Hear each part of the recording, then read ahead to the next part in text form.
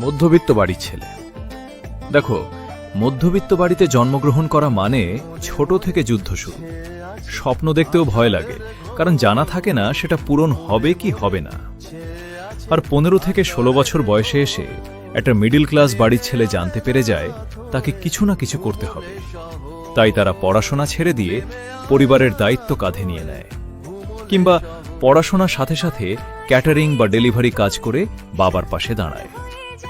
আত্মীয়রা জিজ্ঞাসা করে ছেলে কি করে, অল্প টাকা রোজগার করার কারণে বলতে পারি না, বাড়ির অবস্থা পাল্টাতে হবে। কথাটা ভেবে অনেক ছেলের রাতে ঘুম হয় না। বাবা মার কষ্ট দেখে নিজেকে অপরাধী মনে হয়। কাউকে ভালোবাসতে বলতে পারেন না, কারণ তাকে খাওয়াবে কি পড়াবে কি এই কথাগুলো ভেবেই পিছিয়ে যায়। কিন্তু মধ্যবিত্ত পরিবারের ছেলেরাই খুব স্ট্রং হয়, কারণ তারা টাকার মূল্যটা বোঝে।